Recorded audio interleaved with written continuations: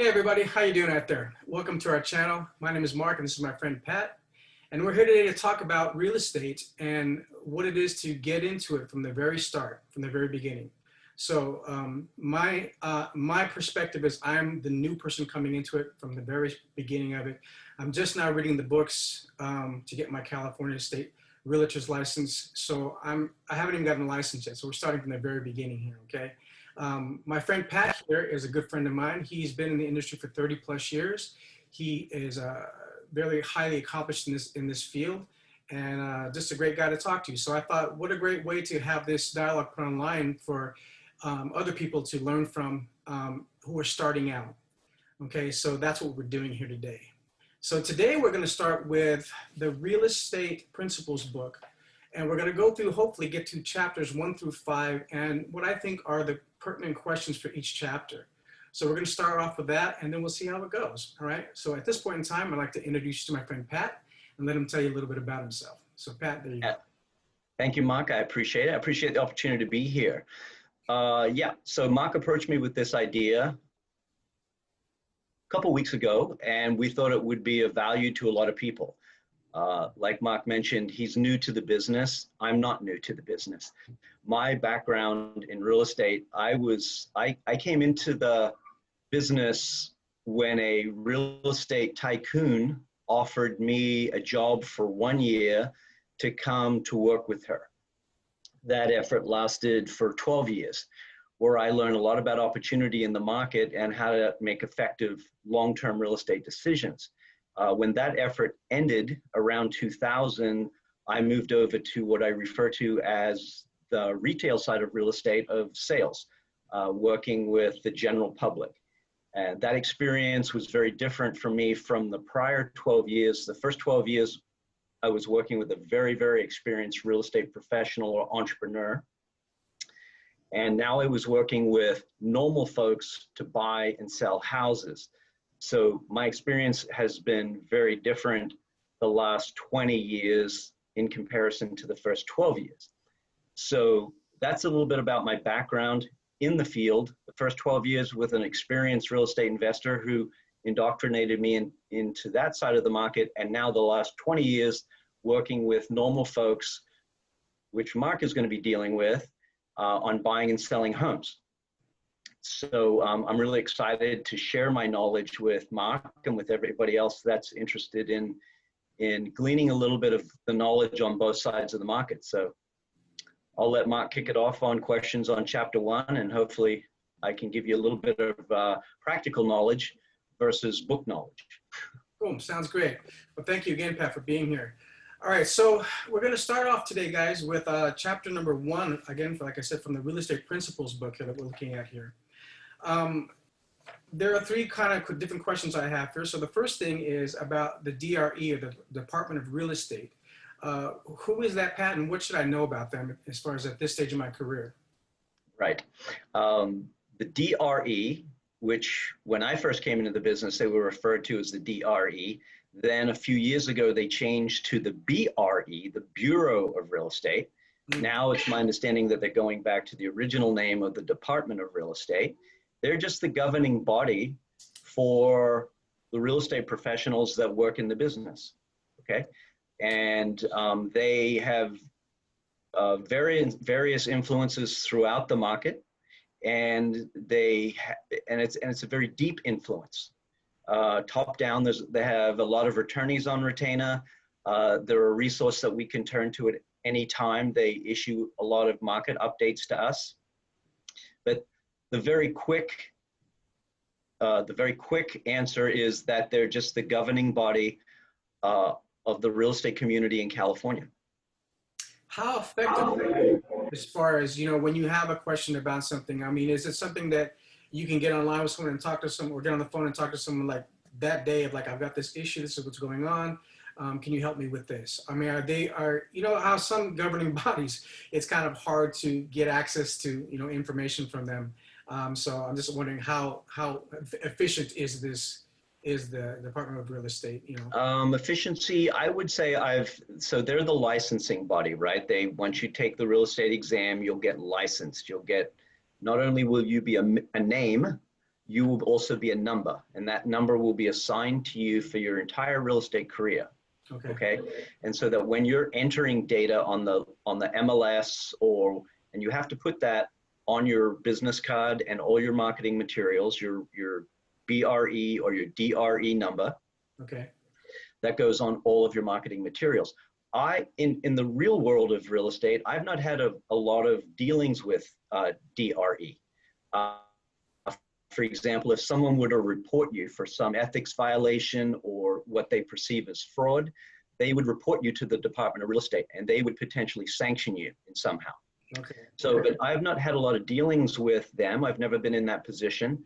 Most of my dealings that I've had have been with the California Association of Realtors. When you are licensed with your local board, it would be to your benefit to join the California Association of Realtors and also the National Association of Realtors, CAR and NAR. A lot of my dealings tend to be with CAR. They have a really great online platform of forms and there are all the necessary forms you need for a sale, for a listing, for a lease, whatever you want to do. Okay. They're, to me, the better resource on an operational daily basis.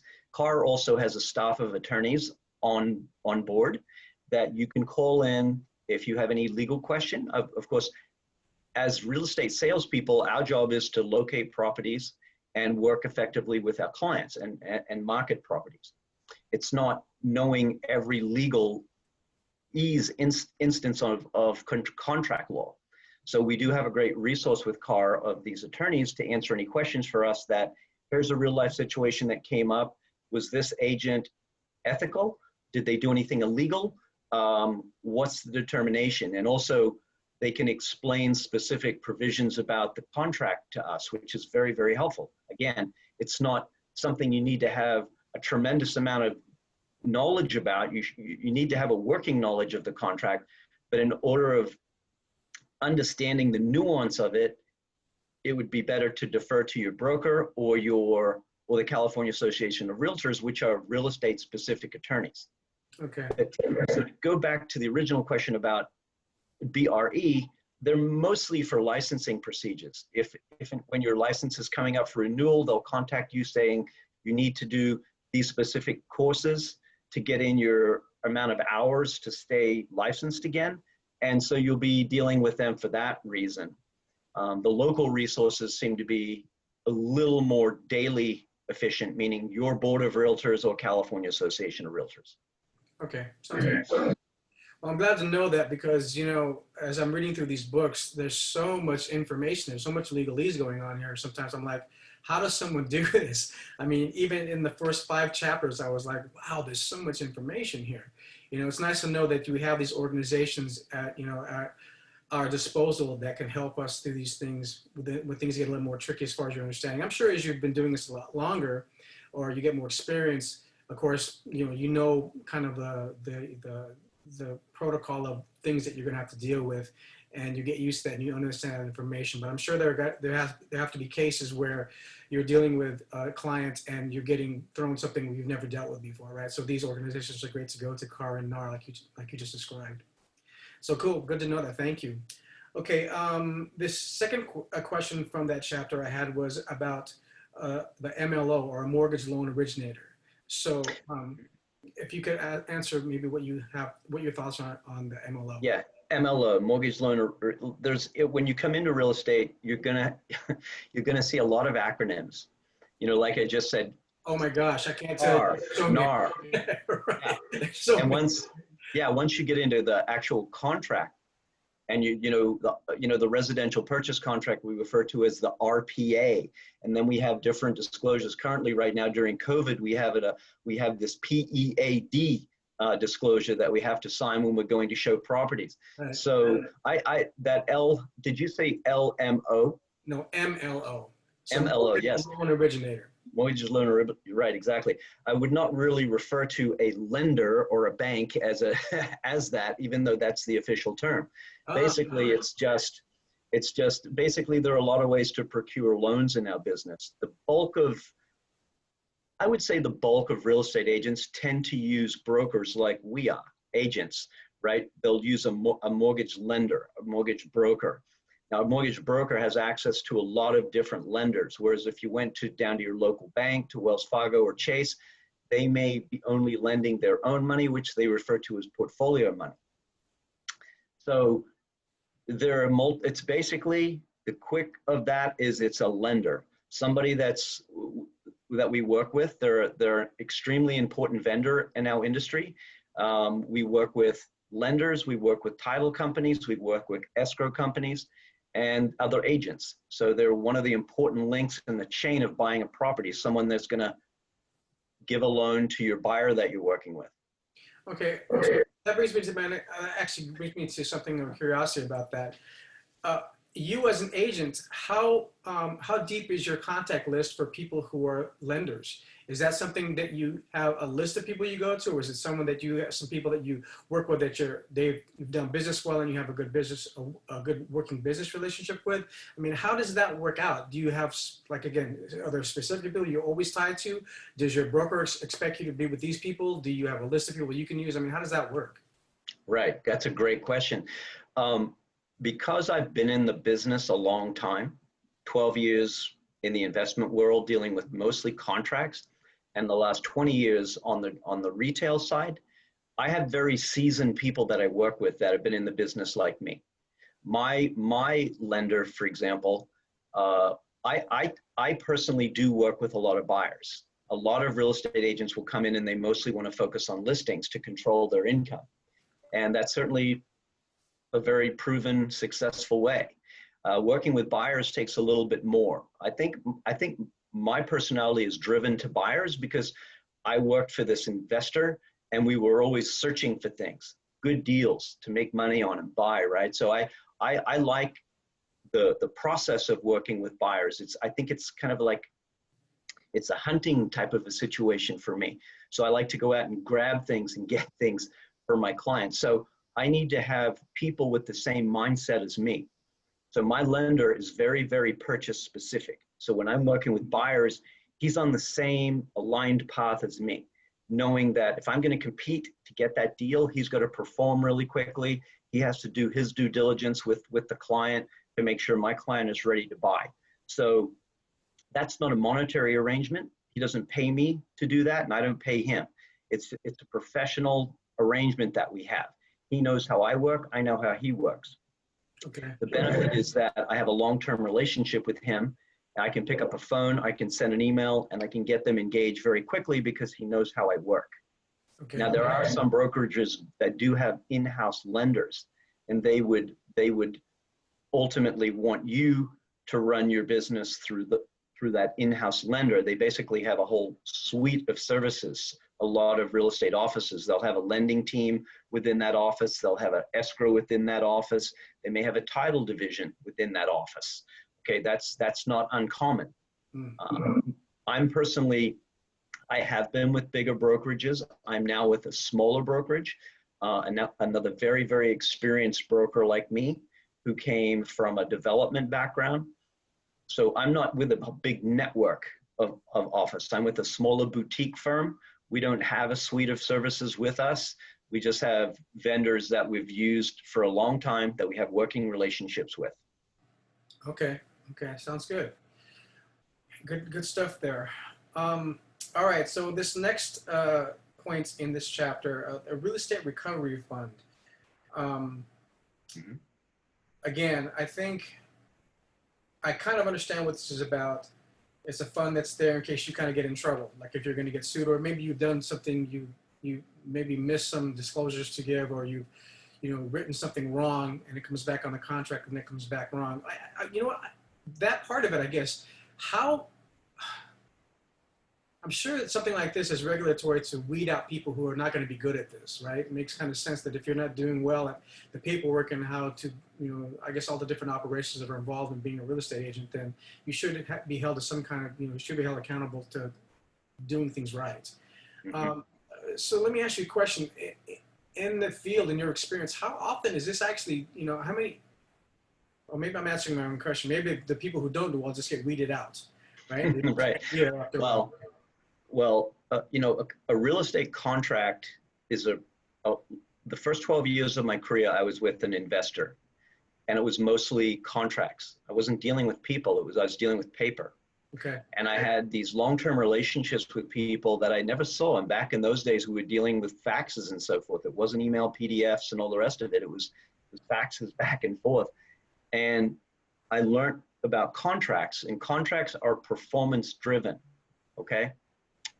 So within a real estate contract, there's always performance and there's remedy, meaning this is what is supposed to happen. If this doesn't happen, this happens.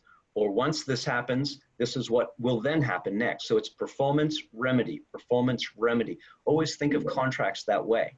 So when you're dealing with moving parts and you're dealing with people that you can't control, meaning other agents or other sellers that you have no, I could be working with my buyer. I don't know that client. I don't know that seller if he's going to disclose everything he needs to me, Right. to my buyer. So the reason they have funds like this in place is because these problems come up a lot. The real estate purchase contract started as a one-page document. It's now a 10-page document, and that's because of lawsuits. So these funds are needed to be in place if something were to happen. The first line of defense that we have as agents in case we miss something or inadvertently do something, we have what's referred to as E&O insurance, E&O, errors and omissions. So when you become a new agent, whatever agency you go with, they'll require that you have E&O insurance in place. And that's pretty much self-explanatory how that works, errors and omissions. You could make an inadvertent error or an omission, and then you'll be glad you had that insurance in place, just like you do on your car. That recovery fund, I think, is just a different layering level, right? That's with the licensing agency, the DRE, different than private E&O insurance that you'll go out and procure yourself. Okay, well, that makes sense now, because, I mean, I'm glad you said what you said, because knowing that it happens often is good to know, because I don't want to be one of those often cases once I start this. But I would imagine that that E&O insurance is probably pretty important then, right? It's very important to have it in place because things happen. There's moving parts in a contract that something may not be disclosed to you. Something, you know, there's all kinds of things. Obviously, when we get into a conflict on a contract, the first order of business, we always try and work it out, right? Just through mediation, just through talking it through. Hey, what happened here? Did someone miss something, or did someone willfully not disclose something to us? Right. Right. It's very important, but as you becoming a new agent, you need to understand the tools of the trade, and the tools of the trade for you are going to be the listing agreement and the purchase agreement. So you're going to really drill down on those two documents to really know those things really well and to understand what the performance and the remedy is on each line item of that contract. There are certain key things that are more important on the contract than others. A lot of it is boilerplate, but there are very specific things that make huge difference to the contract, and they can complicate things because you're going to input them yourself. And so you need to make sure you know what you're doing when you're inputting specific things and what the performance is and what the remedy is. So knowing the tools of your trade very well, having a good relationship with mentors and or your broker, it's very important to always trust but verify what you're doing. Someone sent me a contract today. Does this, I want you to take a second set of eyes and look at this. Does this sound right to you? And just look at it and go through the provisions. Because one of the frustrating things about real estate is I've been in the business 30 years in different capacities, but you're just getting licensed. So you're a new guy. So you could get licensed Friday and you could write a contract Monday on one of my properties. And I go, well, who's this Mark guy? Right? And I could see some things on the contract that could be perfect, or there's some things that could be a little strange. And that's because you're brand new to the business and I'm not brand new. Right. So that's part of the process of really scrutinizing the contract and knowing the contract really well, because you never know who you're dealing with.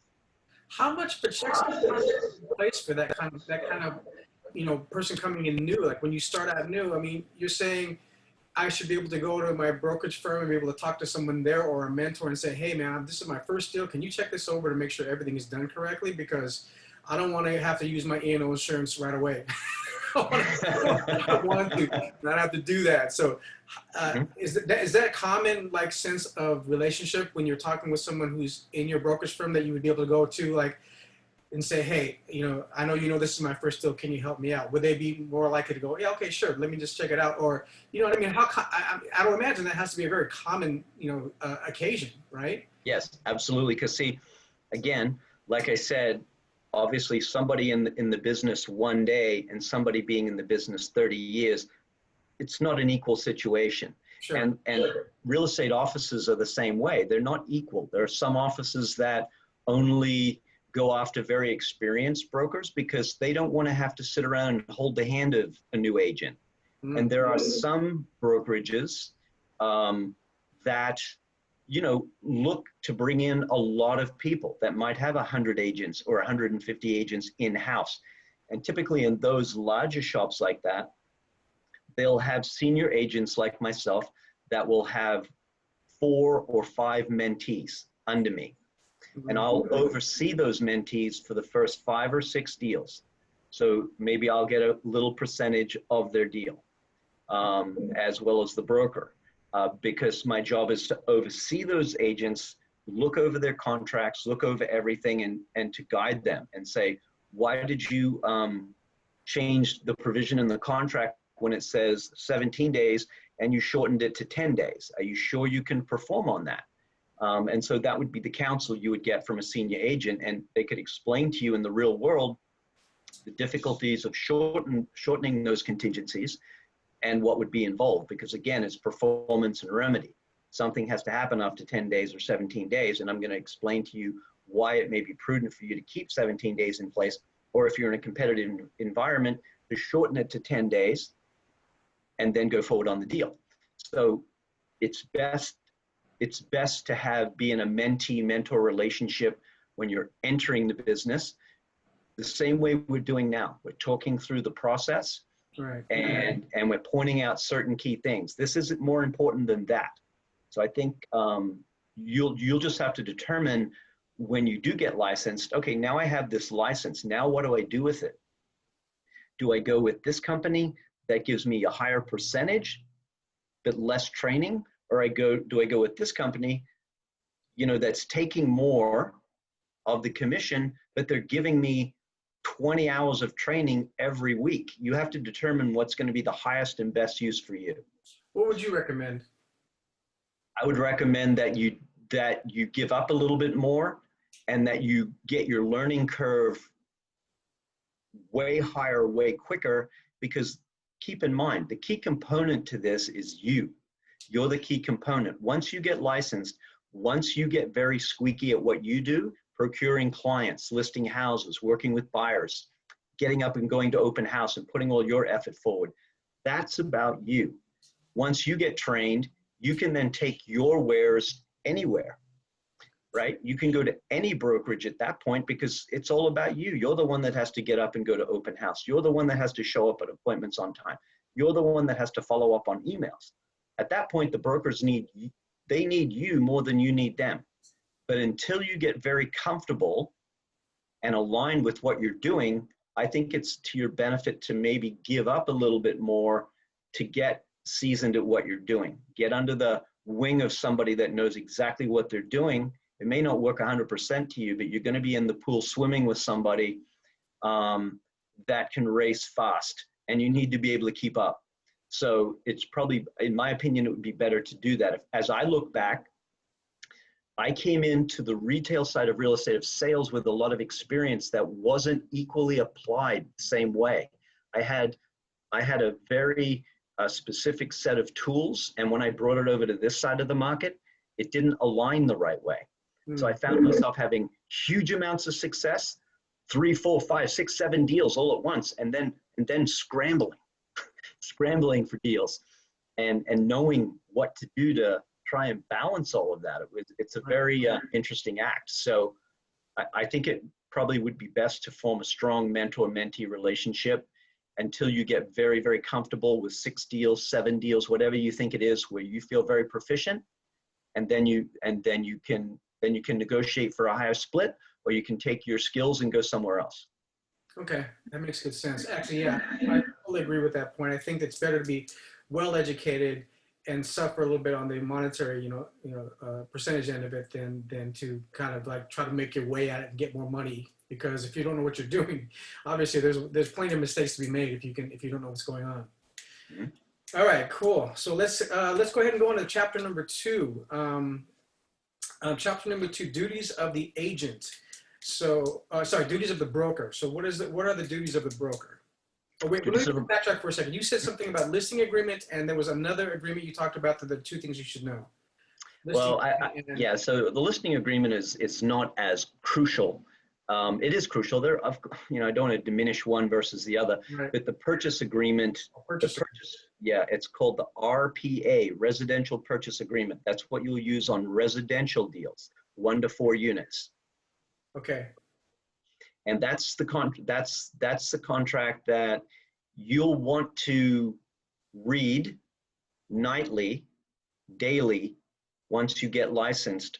So you know that contract. You know what 14A means. You know what 7B means. You know it in and out. It's crucially important because that's what you work with every day. So the RPA is something you need to know. When I was mentoring agents, I would have them do that. I would have them read that contract when they got licensed every day as a part of their daily ritual. Right. You're going to be doing your marketing. You're going to be doing these things. But one of the things that you need to do is read that contract through every day and understand it. And you can call me and say, what does this 14B mean? How does that work in the real world? What does that mean when I have to remove contingencies? So that's a very important document. Okay, good. And okay, so your question about brokers. Yeah. So what are the duties of the broker? Right. So you have a broker of record for any office. Okay. Mm-hmm. And he's a level above agents, right? He's a broker. He can manage trust funds. He can do a lot of other things, right? So he's basically the CEO of that office. A lot of offices will have a broker of record, and they'll also have an office manager. And so they'll cycle things through the office manager. But the broker he's the CEO basically of the office. Gentleman that will do weekly meetings, will meet with his agents once a week to see what they're doing on marketing. But all roads lead through him once any problems start on a deal. All brokers get involved at that stage, right? He's the main guy at any office. Okay. Next would be duties of the agent. So what are the duties of the agent? Duties of the agent, yes. Well, the duties of the agent is a duty to his broker. He also has duty primarily to his clients. The sellers he may be listing houses to sell with and or buy properties with. Like I said, I work with a lot of buyers, right? Mm-hmm. So the duties of my agent, the duties to me, to my clients, is have this fiduciary obligation to them, which is the highest obligation you can have, right? To be honest, be truthful with them, report everything quickly to them. So that's my capacity as an agent, that I'm working on behalf of somebody else.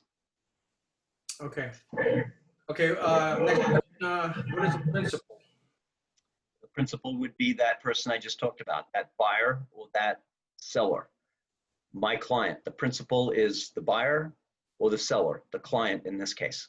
How often is that terminology used? Is that something that's a little bit like outdated, or is it something that you hear a lot? Well, broker you hear all the time. Right. Principal, you'll see it noted on various documents that we use. Mm-hmm. So you need to know the terminology. If I'm calling you on a deal and I'm calling you about a property and you're the listing agent and I say, hi, Mark, it's Patrick. I want to take a look at your property. Who's your principal? I would not normally say that. Yeah, it sounds like a little outdated. It's like you would say, who's the lister, who's the seller, who's the buyer, right? Yeah, you would say things more like, what's the motivation of your seller to sell? Or what's the motivation of your client to sell? Would I be saying, what's your principal up to today? No, it's not. It's no, it's not something, we don't use that terminology so much. You just need to know who that principal is as to what your ultimate responsibility is and who it is to. Right. It's So to the principal. technical term is something you would see more on things, different kind of documents you get involved with, right? Yes, exactly. Some old school, they might say principal, but you should just know it sounds like older terminology. Okay, Yeah. great. Thank you for that. All right. So next question, agency law disclosure. What is that all about? The agency law disclosure, right. Well, so when I meet somebody and I'm starting to work with them, we're setting up an agency relationship, right? A buyer with an agent and my broker. We have an agency relationship. They're my principal and I'm their agent. So I'm acting in an agency capacity state for my principal, for my buyer, or for my seller, right? So we're setting up an agency relationship. And as you dig into your textbook will give you the line item absolute description of agency, what that refers to. My version is going to be a real world version of the agency capacity. I'm working with that buyer and I'm their agent. We've created an agency today. We sign an agency disclosure, which says Patrick is going to be working for you as your agent in this transaction. I just did a lease yesterday, and that's one of the disclosures we signed between the tenant that I'm going to be putting into one of my properties was the agency form stating I'm representing you as a tenant. Okay, that makes sense. Okay, cool. Okay, so just so anybody who's watching, we are at chapter 3 questions. Okay, we just passed through chapter 2 questions, which was duties of the broker, duties of the agent, and what is the principal. So I wanted to make sure I made that delineation there. Okay, next question for chapter 3, Patrick. A buyer's agent versus the seller's agent. Now, again, I said there is a difference in sense of terminology there for me, because sometimes as I was reading the curriculum, it said that the seller's agent is known as the listing agent, and then the buyer's agent is also known as the seller's agent. So because seller's agent is listed twice, but on opposite ends of the spectrum as far as what they seem to be doing, I wanted to clarify that a little bit with you. Right. I'd need to see what you read to be very accurate on that. But when you said buyer's agent is this, a buying agent is referred to as the selling agent, not seller's agent. Selling, I'm sorry, that was my bad terminology. You're right about that. Let me just correct that. Yeah. So selling agent. Okay. So he's a selling agent because he sold the property. The agent that has the listing, he's the listing agent with the seller, right? But the buyer's agent, he's the buying agent or the selling agent because he sold the house. So they're referred to that way. This terminology has changed over the years a little bit. Okay. The agency capacities have not changed. Buyer's agent, listing agent, and you can also be a dual agent. You can represent both sides in our industry. Okay, we got that coming up before, so hold on for that one. Okay. Okay. Sure. So that basically, that's how it's worked out. Okay, that makes sense to me. I mean, I understood it, but I just wanted to make sure I was right about what I understood. Yes. Okay, next question for chapter 3 would be, what is your fiduciary duty, or what does that describe when you're saying my fiduciary duty? You hinted at it a little earlier, but I think you could elaborate a little bit more. Yeah, it's the ultimate capacity with somebody. You have a fiduciary obligation to that principle. And all of the guidelines, they'll be in your textbook, there'll be a guideline of these fiduciary responsibilities to that client, right? To be honest and truthful. You also have obligations as I'm working as a buyer's agent with my buyer or my principal. He's the highest level that I have. If I talk to that agent or that seller, my client may have said to me, I don't want you to disclose certain things about me personally. I have an ultimate obligation to keep that to myself for my principal, right? That's that fiduciary obligation that I have is to him. Obviously, if he tells me something illegal, I'm not going to do that. I'm not going to keep that, right? From anybody, I'm not going to represent that. But my level of, I have with the selling agent, I have a level of care with that selling agent, to be honest with them, that I have a higher level with my principal, right? And that's that fiduciary obligation. So I would just recommend and counsel you to refer to your textbook on that. I frame it in my head just as a higher level. When I'm representing my client with a seller, I have a higher level of care to my principal to represent his interest primarily. It's kind of like lawyers, right? I mean, you've got a lawyer, you've got your clients, and you have a high sense of ethical duty to do the best for your client that way, right? So in this way, it kind of makes sense if you're the, which your duty is at. It just makes sense. Be strong ethically, be honest, be honorable, be considerate of all the things that you understand about your client and what they're trying to achieve, to do that in the best and most efficient fashion. But also, of course, you have to stay legal, of course, right? So that makes sense. So I would recommend, again, the textbook will go through the differences for you. Right.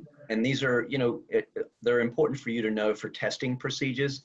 Your goal at this point is to pass the California real estate licensing test. That's your goal. Let me read what they say about fiduciary duty, right?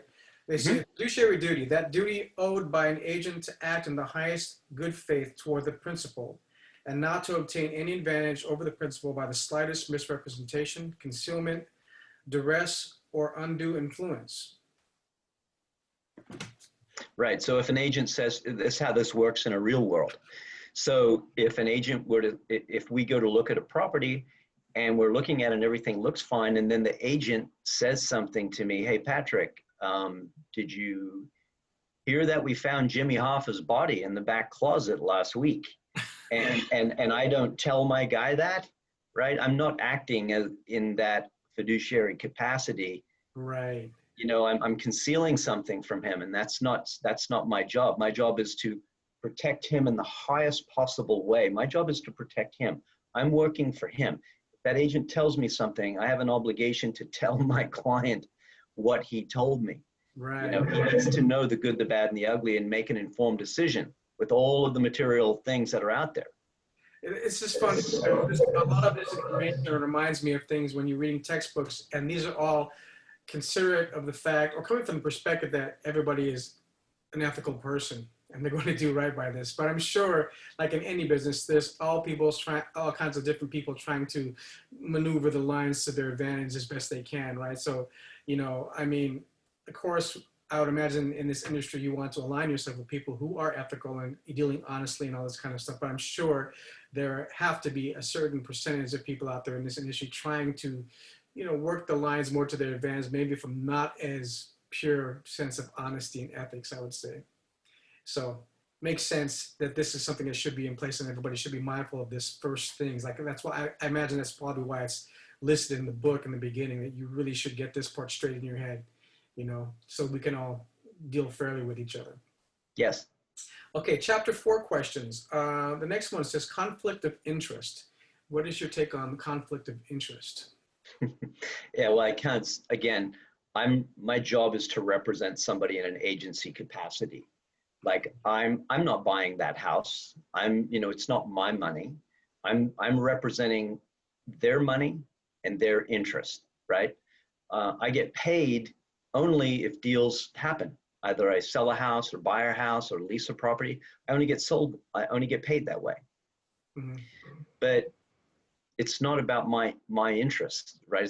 It's about their interest. So I can't have a conflict there, stating that I'm gonna do everything I can and not disclose information to them so they go ahead with this deal. Because if I know that they know these things, they're not gonna do it, and I'm not gonna get paid. But I can't consider that. I can't have a conflict of interest there and stating my interest is greater than theirs. It's not. My interest is to represent their interest. And if it's in the greater good for them to walk away for a deal, I have to tell them that. You need to walk away from this deal. We just found out this information. Patrick, what does that information mean? It's not good information. It's going to cost you an additional $50,000 to fix the house. It could be a multitude of things. It could be a more difficult property to sell knowing this now, once you do sell it one day, because you'll have to disclose it. So I cannot have any conflict of interest of mine over my clients. My interest is their interest. I can't cloud everything. I have to be 100% aligned with my clients legally and ethically. I'm not going to lie for them. I'm not going to not disclose something if they tell me something, but I can't be conflicted on those things. You know, I have to be aligned with them 100%. Okay, that makes sense. Okay, the next question has to do with what's called the ABA. You were talking about the acronyms being used a lot in this industry, and here we go again. Affiliated business arrangement. Yes. Okay. That's yes. Well, okay. So that if I'm understanding it the same way as it comes up in that chapter, it's what we talked about a minute ago about offices that have their real estate office. They have a lending division, they have an escrow division, they have a title division within their office. Okay.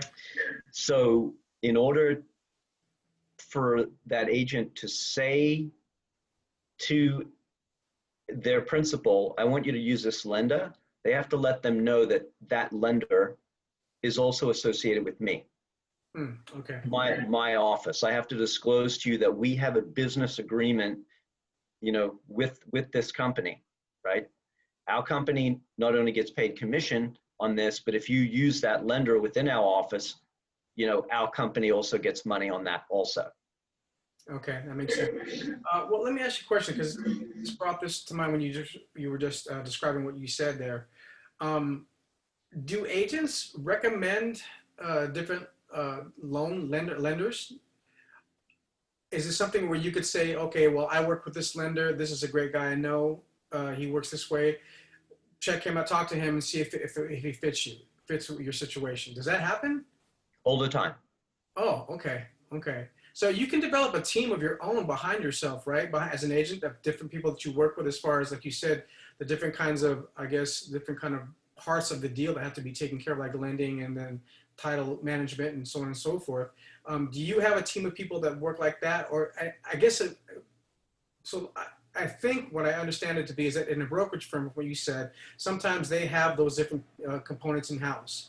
But then as individual agents, sometimes in smaller, more boutique brokerages, you might have that team with people that you worked with for years, and that's what you got, that you understand their workflow and everything, and you're aligned with them in your ethics and all of that stuff. So is that kind of how it delineates between the two? You have either in-house with your brokerage firm, or you have your own set of people that you work with, your own team individually? 100%. I mean, that's exactly how it works. Okay. I mean, it's not different than a lot of companies that work with specific. We all have our own vendors that we have formulated relationships with. And we call those vendors, right? Say it again. We call them vendors.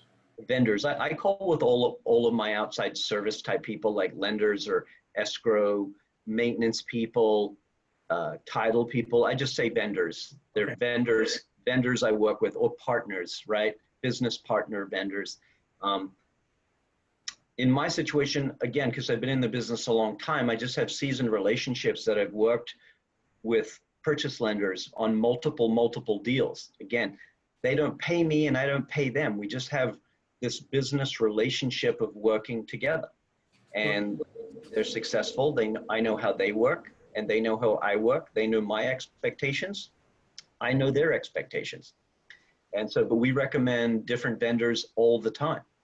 One of the other things that we use on purchase deals is home inspections. You know, I have done hundreds of home inspections over the years. So, you know, I work with key guys that I know I can trust, that will point out a lot of things, that are very thorough. But they're also very fair. They're not alarmist. They get how buildings are. Sometimes we're buying houses that are 50 years old, 100 years old. We're not buying a brand new Steinway piano. So there's going to be some things inherent to those properties, but I don't want it to be alarming, but I want it to be accurate and fair. So we have these relationships, same way we build with any relationship, just by time and experience. Okay. Makes sense. All right. The next question here from chapter 4 is dual agency. What is dual agency? Yes, dual agency. That's if I was listing a property, had it on the market for sale, we get a lot of calls. Hey, Patrick, I noticed you have this property for sale. Can you tell me a little bit about it? Yeah, it's this, this, this, and this. We came on 3 days ago. Here's the price. Here's the upgrades. Who are you working with? Who's your agent? Oh, I don't have an agent right now. I thought I'd work directly with you. Okay, well, you do understand that I'm the listing agent. Yes, and my ultimate, loyalty is to the seller. I have to have an honest relationship with you, but the seller's asking me to get him this money for the house. You may have a disagreement with that. So it may be in your best interest to bring your own agent, but if they insist on it, I'm going to work for them and I'm going to work for the seller. That's a dual agency, working for both parties. Okay, how does that is it aligned with more of the seller since that's who you started with as a listing agent? How does it work in the real world, did you say? No, I was talking about your fiduciary duty at that point in time. Is there a different sense of hierarchy of your allegiance to that? Because if you're working as a dual agent for the seller and the buyer, how does your fiduciary duty balance out? In other words, you're basically straddling a fence.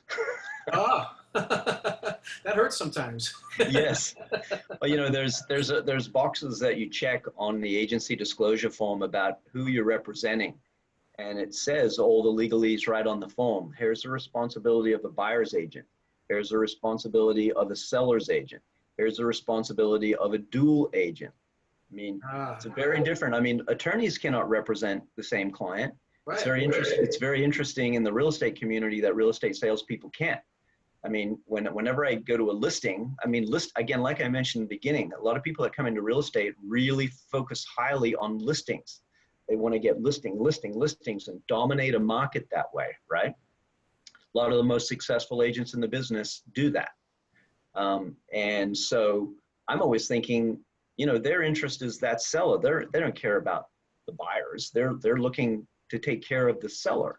Mm-hmm. So, and that's what their job is. Right.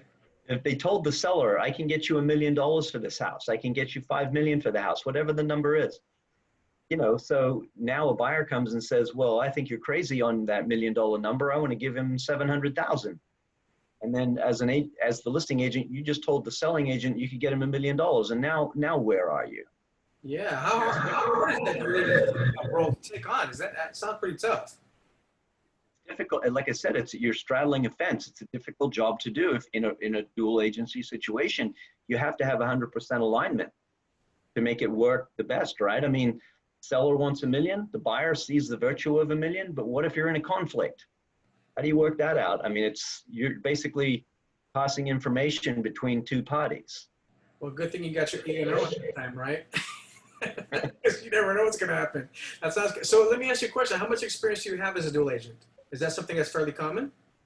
The first retail deal that I did when I came out of the investment world, the very first listing, I acted in a dual agent capacity. Wow. Okay. So you out of the pen into the fire. Right away. The first deal, but I had developed. Again, somebody walked into my open house and I developed a rapport with them, and they had a like and a trust of me, and they saw the value of the house. As I think back on that deal, they positioned a lower offer, but I had a level of trust with my seller too. So I'm basically delivering him information of what a buyer in the market to buy thinks about his house. And they see the benefit of working with me. A lot of the times, people in this capacity think they're going to get a better deal because real estate commissions are what they are, and they'll want the commission to go down lower, and then that goes to them, or however, these things can go down a lot of different ways. But I think that's the perception with a lot of buyers that approach listing agents, not that they're going to get a better deal, but they're somehow working potentially on the greed factor of the agent, thinking, hey, if I get the agent thinking he's going to make more money, maybe I'll get a better deal. But again, keep in mind that agent's working for that seller. Right. So, you know, it's a difficult situation to be in. I much like I work with a lot of buyers myself, because again, I want to go after these deals and get the best deal I can for my buyer. I'm working for my buyer, you know? So it's very difficult to work for both of those folks. Yeah, it sounds like it. Okay. I had a question that had to do with that. Let me think if I can remember it now. Okay, so in that situation, when you're a dual agent, do you reap both percentages, buyer and seller? Correct, but it's rare that it happens, because normally what happens is what I told you. The buyer will come in saying, hey, listen, Patrick, if I work with you, you might have a 6% commission in place, a 5% commission in place, but will you give me 1% point towards my closing costs if I don't bring in my own agent? And then you could say, well, sure, but then you could take that deal to your seller, and the seller says, well, if you're getting all the commission and you're giving him 1%, I want 1% back also. So then your commission goes down, down, down, down, down, right? So, right. So that's common. It's common, and I think it's best that everybody is that everybody is represented as best as they possibly can with their own agent. I ultimately think that's the best. Okay. That a buyer has their own agent representing their highest fiduciary duties. Seller, the same way. It's very difficult to balance that, unless, like I said, there's 100% alignment, and you have a seller going, my house is, you know, the best on the street, and that buyer going, that house is the best on the street. I just want it. You know, I don't care who's making the commission. I just want the house. Okay. Okay. Are there incidents where you will recommend to someone who's maybe proposing a dual agency to you to say, listen, no, you know what, you really should get your own agent? I've done it on more than several occasions. Okay, so that's okay. That makes sense then, because you're not straddling that fence, and like you said, it's better probably for both parties concerned to have their own agent dealing with the fiduciary duties in line with what they want, right? What each well, because it kind of sets a precedent day one, when you can read between the lines when you've been in this business a while, and you can see the way someone calls you and the language they're using or the email they're saying to you. You can see where it's going. Mm-hmm. That they're going to want not only a superior deal, but they're also going to want half of your commission. And do you want to be in a deal with somebody that's constantly doing that? That's trying to get money from the seller, money from you? Do they want the deal, or are they just trying to take as much money as they can? So I've had the conversation happen many, many times where I've recommended to multiple people, well, it sounds like you've been watching the market really closely and you think you know what you're talking about. Why don't you go get an agent and present an offer to me? Okay. Or if you have a relative in the business and you just told me you did, but you're trying to get a better deal because of my commission, or you'll think you'll get more money out of the seller because I'm making more money, I'd rather not work like that. You know, my job is to represent him. You should bring your relative that you said that's been in the business for a week, and you should bring them aboard so they can make commission and represent you, right, for your interest, because what you're telling me, it doesn't sound like those are the interests my seller has. Right. Makes sense. Okay, good. All right. Chapter 5 questions now. Okay, what is the MLS? MLS, another acronym, Multiple Listing Service. So when we take a listing, we upload all the information to this portal, which is the Multiple Listing Service, and all of the pertinent information of the property is there. Property address, the APN, the parcel number on the property, the price, the description of the property, the location, agent information. And it's a portal that everybody that's a professional real estate agent uses. We put properties into the multiple listing service. Of course, our respective boards have reciprocal agreements with other companies like Zillow and Trulia and Realtor.com and Home Seekers and all the rest of them, where they take the data from the MLS and they put them on their own sites. Okay. But those sites are not really a part of the MLS. They just take the data from the MLS and put it on their own sites. But the multiple listing service is for real estate professionals to upload the data there. So that's how we market our properties. Okay, so I understand that as being one way of marketing properties, but how much of your own legwork do you do outside of the LMS to get access to properties? Um, MLS, I don't research, I don't advertise on any other platforms other than the MLS, and where those other sites take my data. Zillow, Home Seekers, Trulia, Realtor.com. They just take they take my data and my name and they put it on their site. So if they want to do that, I don't pay them to do that. That's some agreement they have with our own board, with the multiple listing service to do that. They have these reciprocal agreements. Right. So we may, in the process of doing that, putting a property on the MLS, I put multiple photos up there, okay? Those photos go over to those other sites. I'll also put virtual tours or videos or drone tours on there. I upload that to the MLS. They also go over to all of those other sites. So all of the information I put on MLS gets pulled and goes to all these other sites. I call those GP sites, general public, the GP sites. So if you go out to the internet and you go to Zillow or Home Seekers, you'll look at properties that way. Someone will send me properties all the time and say, hey, Patrick, I saw your property on Zillow. Or I saw this property on Zillow. Can you tell me about it? And then I'll look on the MLS and it won't be there. Some people just upload to those other sites for a short time to try and find the general public out there to buy from them only. I personally don't. I put it on MLS and let it go to those other sites and then derive leads that way. Okay. All right. Let me see. I think, well, you answered the question in kind of a sideways perspective. So you as a real estate agent, when you're sourcing properties and you're looking for, things to be involved in, you don't, I'm guessing you don't get that information predominantly from the LMS, right? Or sorry, MLS.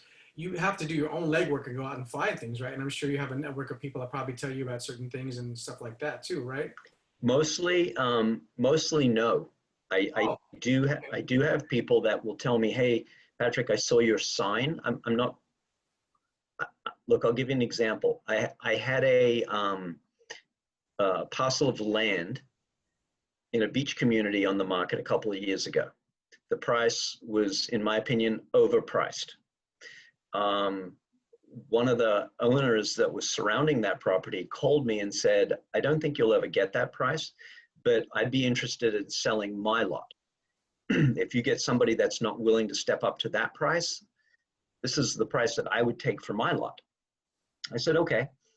So I continued to market the first property, and a gentleman approached me to look at it, and he goes, I don't think the value is there. And I said, well, the property next door is an acre. It's the same size. We may have a shot at that at this price. And he said, well, will you approach them? And I said, yes. So I called the gentleman and I said, based on what you told me, I have someone, I've vetted him. I know the money's there. It's going to be a clean transaction. If you're still willing to sell it, could we set up a meeting and do that? And that's what happened. But that came from me having a sign on a different property. And that gentleman contacted me and said, if you could get me this number, I would be willing to sell my property. But so which, right? Yeah, exactly. But most of my time is spent in the professional real estate, not in the GP world. Like people will tell me all the time, well, didn't you see this thing, what they're saying on Zillow or Trulia? And I go, no, I don't. Or didn't you see it on Airbnb? And I'm like, I don't hang out there. I hang out in the professional real estate world. I'm talking with sellers, buyers, title companies, escrow companies, lenders every day, right? That's the pool that I'm swimming in. So all these other resources out there, I'm not there. I'm focusing my efforts. 75 to 85% of properties that are put on the MLS are sold via the MLS through professional agents, right? So that's where I want to hang out, where most of the properties sell. Right? I don't want to hang out somewhere where maybe you'll get a deal. Why would I do that? I'm a percentage player. I hang out where the highest percentage of success is. So that's got to be part of the is to go ahead and look at the MLS every day then, right? Yeah, well, I have a number of searches set up. I have multiple searches. Keep in mind, I've been in the business a long time. So I have a lot of buyers that I'm working with now. I have buyers I'm working with 3 months from now, a year from now. I had one client that walked into my open house 10 years ago, and they were looking up to $10 million. They called me 10 years later and said, Patrick, I've been getting your emails so consistently for 10 years. You've been so great on information. We're now scaling back our business out of state. We're going to move there. And you've been so helpful. So we just want you to know we're going to buy this house between now and 6 months from now. Right. So, I mean, it's part of the business is to work that way. But I hang out, like I said, in the professional world. There's a lot of other resources out there that have come and gone over the years, different companies that have operated on lower percentages or in as not a professional way, in my opinion, that have gone away. So I spend most of my time in that 75, 85% range. Okay. Okay, last question for chapter number 5. What is a sub-agent? Sub-agent. A sub-agent. Here's one of those Get questions. that one? Yeah, go ahead and refer to the book and explain a sub-agent to me. Let me see what they have for sub-agent. Let's see, sub-agent. I've heard the term, but I don't think I've heard the term since my real estate test 20 years ago, 30 years ago. Maybe I could data dump that myself then, right? All right, let's see, sub-agent. Okay, sub-agent, an individual who has been delegated agency duties by the primary agent of the client, not the client themselves. Okay, so somebody that's working for me. Sounds like an assistant, right? An assistant agent, he's a licensed person, okay? And I'll give you an example of this. Like I I track where my business comes from, right? And up until a few years ago, 10% of my business came from other agents.